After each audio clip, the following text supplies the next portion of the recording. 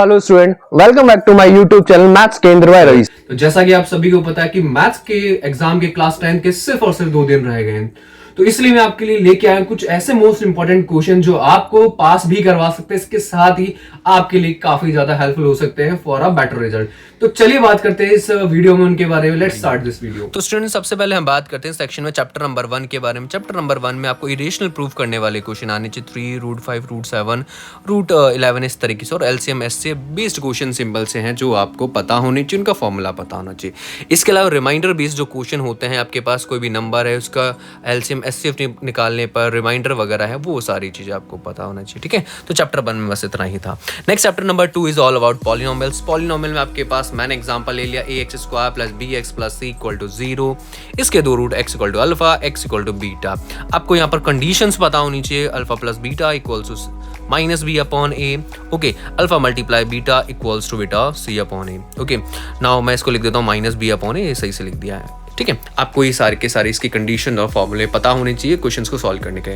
Next आपके पास formula है वो भी आपको पता होना चाहिए, और आपके पास प्लस अल्फा बीटा = 0। ओके बेटा, ये अगर आपके पास फॉर्मूला आपको पता है तो चैप्टर 2 में आपके पूरे मार्क्स आने के चांस है, और ये ग्राफ याद कर लीजिएगा। अच्छा बेटा, एक चीज़ और, मैंने इस वीडियो में जो भी क्वेश्चन बताए कोशिश ये करिए कि सारे इंपॉर्टेंट और एग्जाम में इनके आने के चांस हैं। बट अगर आप इन क्वेश्चंस को अच्छे से सॉल्व कर लेते हैं बेटा, इन क्वेश्चन को अच्छे से सॉल्व कर लेते हैं, ठीक है, तो ये क्वेश्चन भले ही अगर नहीं भी मिले आपको, उसके चांस बहुत कम है, बट इनके अराउंड क्वेश्चन मिलेंगे और आप उनको इजीली सॉल्व कर पाएंगे। ठीक है, तो आपको सारे के सारे क्वेश्चंस को देखना है, उनकी प्रैक्टिस करनी है। डन। यहाँ पर एक चीज और है, आपको दिख रहा होगा ये स्टैंडर्ड, बट बेटा ये बेसिक के लिए भी उतना ही यूजफुल है। ओके, तो चलिए आगे वाले क्वेश्चंस की बात कर लेते हैं। Find the value of k such that polynomial has sum of its root equal to half of their product. ये बहुत इजी है, सेम ही आपके पास देखिए, आप आज देख सकते हैं आ चुका है। नेक्स्ट आपके सामने एग्जांपल है alpha beta 0 of polynomial, find the value alpha beta. ठीक है, ये बिल्कुल सिंपल सा क्वेश्चन है।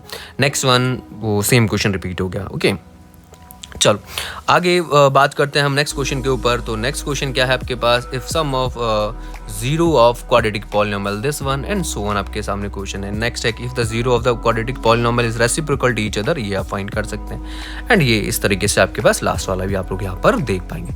नेक्स्ट लीनियर इक्वेशन में आपके पास आपको सारी की सारी कंडीशंस पता होनी चाहिए। आपको ये पूरी की पूरी चीज़ें कि किस में आपके पास केस में यूनिक है, किस में आपके पास मैनी है, किस में नो सॉल्यूशन है, ये सारा का सारा आपको पता होना चाहिए बच्चों। ओके, चलिए तो इसके भी कुछ क्वेश्चंस देख सकते हैं हम लोग। सबसे पहले आपके सामने मैं एग्जांपल लेके चलता हूँ। यहाँ पर जो लिखा हुआ है, find the value of p for which the given equation have unique roots. ठीक है, इस तरीके से आपके पास कंडीशन है बेटा। अगर आप इस चीज़ को नोटिस करेंगे तो कंडीशन के ऊपर बेस्ड काफ़ी सारे क्वेश्चन एग्जाम में आपको यहाँ पर देखने को मिलेंगे PYQ में। तो मैंने जितनी भी कंडीशन थी, जैसे कि unique solution, okay, no solution, फिर आप देख सकते हैं इनकंसिस्टेंट, कंसिस्टेंट, उनके ऊपर बेस्ड क्वेश्चन है, ये सब के ऊपर मैंने सारे के सारे क्वेश्चन यहाँ पर लिख लिए हैं। ठीक है, इसके अलावा मैंने एक एग्जांपल और लिया है। वो क्या है आपके पास, वो है आपके पास यहाँ पर नंबर के ऊपर बेस्ड है। नंबर के ऊपर बेस्ड मतलब कि वो न्यूमरेटर डिनोमिनेटर के ऊपर बेस्ड जो आपके पास है, मैंने वो उनके एग्जाम्पल लिए हैं। ठीक है, तो ये आपके पास आपको पता होने चाहिए। ठीक है, तो ये पढ़ के जाना है आप लोगों को। नेक्स्ट है आपके पास डिजिट्स वाले क्वेश्चन। ओके, डिजिट वाले क्वेश्चन में आपको पढ़ के जाने, और एक और याद कर लीजिए एज वाले क्वेश्चन, जैसे कि फादर की एज, स्टूडेंट की एज, टीचर की एज, इस टाइप के जो क्वेश्चन है वो आपको यहाँ पर पढ़ के जाने हैं, और पक्का एग्जाम में इसमें से क्वेश्चन मिले। नेक्स्ट है AP सेक्शन। AP सेक्शन तो आपके लिए बहुत ईजी होने वाला है। AP सेक्शन में आपके पास फॉर्मूलाज तो याद होने ही चाहिए। बिना फॉर्मूला के बेटा AP में आप सिंगल क्वेश्चन भी सॉल्व नहीं कर पाएंगे। डन। AP के बारे में बेसिक चीज़ आपको पता होनी चाहिए, फॉर्मूलाज वगैरह जो होते हैं वो सारी चीज़ आपको यहाँ पर पता होनी चाहिए। बेसिक क्वेश्चन तो आपको देखने को मिलेंगे ही, बिल्कुल फॉर्मूला बेस्ड है, उन पे तो आई थिंक किसी बच्चे को प्रॉब्लम नहीं होने वाली। नेक्स्ट जो सेकंड टाइप है वो है सम ऑफ AP के बारे में, मतलब AP है जो आपके उसका सम है, वो भी आपके पास फॉर्मूला बेस्ड आपको NCERT के आने ही चाहिए। नेक्स्ट थर्ड वन आपके पास है, मैं एग्जाम्पल ले लेता हूँ आपके सामने बेटा।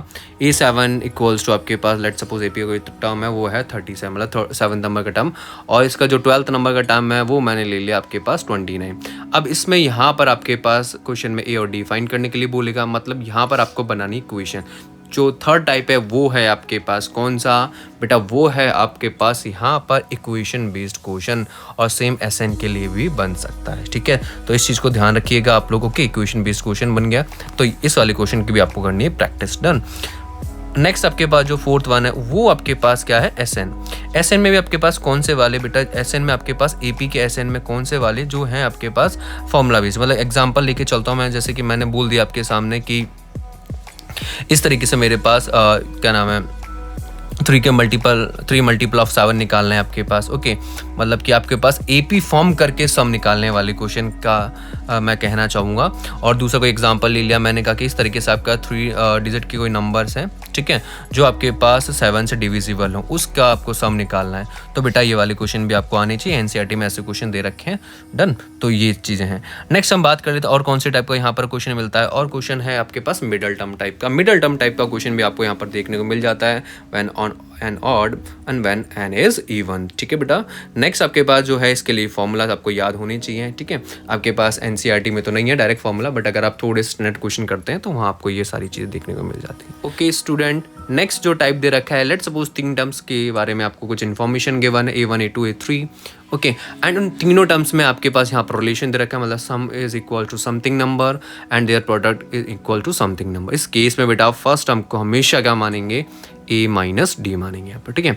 सेकंड टर्म आप इसको क्या मानेंगे, सेकंड टर्म आप A मानेंगे, एंड थर्ड टर्म हमेशा क्या अज्यूम करेंगे, A प्लस डी। इस तरीके से आप इस इक्वेशन को सॉल्व कर पाएंगे। ओके, बस ये इसमें इतना ही था। अच्छा, एक टाइप का क्वेश्चन और है आपके पास, वो है कि अगर आपके पास क्वेश्चन में पूछा जाए कि विच टर्म इज नेगेटिव, मतलब कौन सा टर्म नेगेटिव है या which first term is negative, तो उस टाइप के क्वेश्चन भी देख जाइएगा।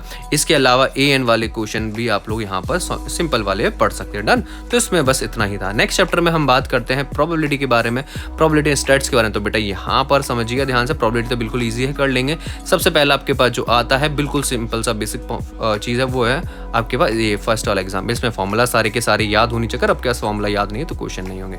इसके अलावा ये वाला फॉर्मूला है 3 median equals to 2 mean plus mode. इन तीनों के जो रिलेशन है उसके ऊपर एक क्वेश्चन बन जाता है एमसीक्यू वगैरह में, तो वे ध्यान रखें। सबसे पहले वाले में तो आपको क्वेश्चन में सिंपल सा मीन, मोड, मीडियन कुछ भी पूछ सकता है। मीन तीनों मेथड से आना चाहिए। ओके, नेक्स्ट वाले में आपको मीन गिवन है और आपको जो भी पी है यानी मिसिंग टर्म है, मिसिंग फ्रीक्वेंसी वो फाइंड करनी पड़ सकती है, ठीक है। ये इस चीज़ का जरूर ध्यान रखिएगा बेटा। नेक्स्ट आपके पास एग्जाम्पल है, उसमें भी आपको मीन, मोड, मीडियन निकालने के लिए बोल सकता है। ये चैप्टर काफ़ी ईजी बेटा, यहाँ पर सारे के सारे फॉर्मूलाज पढ़ लीजिएगा आप लोग, क्योंकि यहाँ से पूरे के पूरे चांस है मार्क्स आने के और पूरे चांस है गलती करने के, ठीक है। नेक्स्ट मैं एग्जांपल ले लेता हूँ दूसरा वाला। अब बेटा यहाँ पर देखिएगा, ये क्वेश्चन थोड़े से ज़्यादा इंपॉर्टेंट हो जा रहे हैं, क्योंकि यहाँ पर आपके सारे के सारे PYQ में है। इस वाले क्वेश्चन में आपके पास जो लोअर लिमिट और अपर लिमिट इक्वल नहीं है, ऐसा कोई भी क्वेश्चन आ सकता है, जरूरी नहीं यही आए, ठीक है, क्योंकि आ चुका बट इसी के ऊपर बेस्ड ही आएगा। तो इसमें आप हमेशा याद रखिएगा, इसके लोअर लिमिट अपर लिमिट को इक्वल करेंगे बाय माइनस एंड प्लस करके, ठीक है। इसके अलावा आपके पास ये क्वेश्चन जैसे मीडियन है बेटा, ये तो मोस्ट इंपॉर्टेंट क्वेश्चन है। इसमें एक्स वाई या ओनली एक्स मिसिंग होगा और आपको यहाँ पर मीडियन दे रखा होगा, ठीक है। इस केस में ऐसे टाइप के क्वेश्चन की प्रैक्टिस जरूर कर लीजिएगा, ओके, क्योंकि ये क्वेश्चन एग्जाम में आने के पूरे यहाँ पर चांस रहते हैं, ठीक है। चलिए बेटा, नेक्स्ट हम बात करते हैं आपके पास दूसरे टाइप का भी जो है, वो दूसरा टाइप क्या है कि इस तरीके से आपके पास है। इसमें जरूरी नहीं मोर देन इक्वल टू हो बेटा, ठीक है। याद रखिएगा, मोर देन इक्वल टू के अलावा हो सकता है अबव हो सकता है लेस हो सकता है बिलो हो, कुछ भी हो सकता है, ठीक है। तो इस क्वेश्चन में आपके पास हमेशा क्या गिवन था, CF गिवन था, आपको F फाइंड करना है, देन क्वेश्चन को इजीली प्रोसीड कर सकते हैं आप लोग, ओके स्टूडेंट्स। नेक्स्ट सेक्शन है हमारे पास ट्रिग्नोमेट्री। ओहो, बहुत ज़्यादा डराने वाला टॉपिक है और यहाँ से गलती होती है, स्टूडेंट नहीं कर पाते, लेकिन जो क्वेश्चन दिए उनको पढ़ लीजिएगा आप लोग। सबसे पहले आपको यहाँ पर एंगल्स की वैल्यू याद होनी चाहिए कि जो स्टैंडर्ड एंगल है उनकी वैल्यूज़ क्या हैं, जैसे कि मैंने आपके सामने लिख दी है कि बस, और कुछ नहीं। इसके अलावा आपके पास प्रपोर्शन के ऊपर बेस्ड क्वेश्चन होने चाहिए, आपको प्रपोर्शन पता होना चाहिए, PPP। इसमें आपके पहला साइन होता है, दूसरा कॉस, तीसरा टैन। इन्वर्स करके लिखते हैं तो हम लोग इसको क्या लिखते हैं, कोसेक। नेक्स्ट है सेक्स एंड उसके नेक्स्ट वाला आपके पास कॉट। ओके स्टूडेंट्स, ये आपको लर्न होनी चाहिए, पता होनी चाहिए। डन। अच्छा, इसके अलावा ये जो आपको पता ही है P square plus H square, ये सारी आइडेंटिटीज वगैरह पता होनी चाहिए ना। नेक्स्ट आपके पास जो आपको यहाँ पर देखना है, आप लोग देख सकते हैं पहले वाला आपके पास 19 और 23 में आया हुआ है, ये वाला आपके पास 25, 23 और 18 में आया हुआ है, ठीक है। और ये क्वेश्चन आने के चांस पूरे हैं।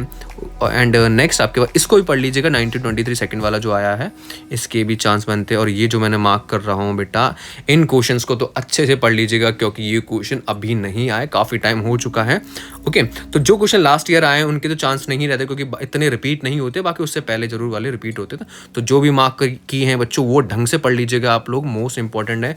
डन। यहाँ से आने के चांस पूरे बनते हैं आपके पास, ओके, नेक्स्ट भी मैं और दूसरे एग्जांपल ले लेता हूँ। दूसरे एग्जांपल में आपके पास में क्या है, ये चलिए देखिएगा एक बार। यहाँ पर ये दिख रहे हैं आपको, पहला 1/1 plus sine theta plus 1/1 minus sine theta equal to this. ये आपके पास जो भी एग्जांपल्स हैं ये आपको पता होने चाहिए बेटा, इनको सॉल्व कर लेना, पक्का इनमें से एक क्वेश्चन आपको एग्जाम में जरूर मिल जाएगा। ओके, नेक्स्ट सेक्शन में हम बात करते हैं, नेक्स्ट चैप्टर जो अपने पास है वो है कौन सा, that is your coordinate geometry. तो स्टूडेंट इसमें आपको फॉर्मूलाज तो लर्न होने ही चाहिए। ओके, और फर्स्ट इसमें हम बात करेंगे डिस्टेंस फार्मूला के ऊपर बेस्ड क्वेश्चन। डिस्टेंस फार्मूला क्या होता है एक बार हम लोग रिवाइज कर लेते हैं। Distance formula equal to x2 minus x1 का होल स्क्वायर प्लस में y2 माइनस y1 का स्क्वायर और इस पूरे का अंडर रूट है आपके पास। ओके, फर्स्ट है if two vertices are equilateral triangle and you have to find the third. बेटा ये पक्का इक्विलेटरल ट्राइंगल का देखिए रखा आपने।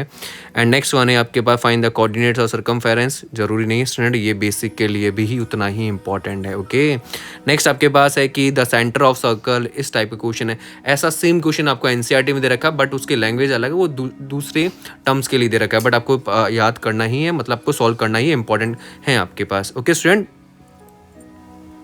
नेक्स्ट हम बात कर लेते हैं इसमें और आगे कुछ क्वेश्चंस के बारे में। तो यहाँ पर आप देख सकते हैं ये पूरे के पूरे जो सेक्शन फार्मूला के ऊपर बेस्ड हैं। पहला आपके पास क्या है, और ये सारे के सारे इंपॉर्टेंट है। ओके स्टूडेंट, याद रखिएगा यहाँ पर आपको सबसे पहले सेंट्रोइड और सर्कमफेरेंस के ऊपर जो भी क्वेश्चंस बन रहे हैं बेटा, जो भी कंसेप्ट है वो आपको याद होना चाहिए। ओके, मैं फर्स्ट एग्जाम्पल लेके चलता हूँ, बिल्कुल बेसिक है। ओके, सेकेंड थर्ड ये बिल्कुल बेसिक है, आप लोग इनको ईजिली डील कर सकते हैं, ऐसा नहीं कि बहुत कुछ हार्ड है। एंड बेटा ये बहुत बहुत इंपॉर्टेंट, पक्का इनमें से आपको एक आध क्वेश्चन देखने को एग्जाम में मिलेगा। ओके, और इफ इन केस अगर नहीं भी मिलता है तो बेटा इसके अराउंड कोई ना कोई क्वेश्चन जरूर मिलेगा। ओके, नेक्स्ट अपने पास application of trigonometry. Application of trigonometry में सबसे पहले आपको वही इसके एप्लीकेशंस के जो फॉर्मूलाज बेस्ड हैं वो पता होना चाहिए, HHP और PVP HHB। Okay, sine theta cos theta की जो वैल्यूज़ वगैरह हैं वो पता होनी चाहिए। मैं तो कह रहा हूँ साइन थीटा की जो वैल्यू है ये आप लोग याद कर लीजिएगा, एग्जाम में टेबल बनाने से अच्छा काफ़ी ज़्यादा हेल्प मिल जाएगी। ओके, चलिए स्टूडेंट, आपके पास फर्स्ट जो क्वेश्चन मैंने लिया है बेटा, यहाँ पर ये जो क्वेश्चन है इनमें तो पक्का बाहर से क्वेश्चन नहीं जाने वाला, हो सकता थोड़ी सी लैंग्वेज चेंज कर, लेकिन पक्का आपको यहाँ पर ये सारे क्वेश्चन एग्जाम में देखने को मिल जाएंगे। डन, तो ये आपका बेसिक क्वेश्चन है। उसके अलावा आपके पास जो भी नीचे एग्जांपल्स मैंने दे रखे हैं, the lower window of house and next person standing, ये लगभग ऐसे सारे क्वेश्चन के कंसेप्ट आपके एनसीईआरटी से मिलते जुलते, इसलिए मैं कह रहा हूँ कि इनके क्वेश्चन को तो बिल्कुल ही मत छोड़ना आप लोग। ओके, चलिए इसके आगे कुछ और क्वेश्चन देख लेते हैं। इसके नेक्स्ट जो क्वेश्चन है आपके पास वो कुछ इस तरीके से है, आपके पास दे रखे हैं द एंगल ऑफ एलिवेशन, इस टाइप के क्वेश्चन, ये सारे के सारे यहाँ पर आपके लिए इंपॉर्टेंट है। ओके, चलिए नेक्स्ट सेक्शन में हम बात करते हैं एरिया रिलेटेड टू सर्कल। बेटा एरिया रिलेटेड टू सर्कल में मैं बस यही कहना चाहूँगा, जो भी मैंने आपको यहाँ पर फॉर्मूला आपको दिख रहे हैं आप बस ये फॉर्मूला याद कर लीजिएगा, प्लस यहाँ पर PYQ सॉल्व कर लीजिए, पक्का गारंटी के साथ इस क्वेश्चन को, इस चैप्टर को आप फोड़ दोगे बिल्कुल।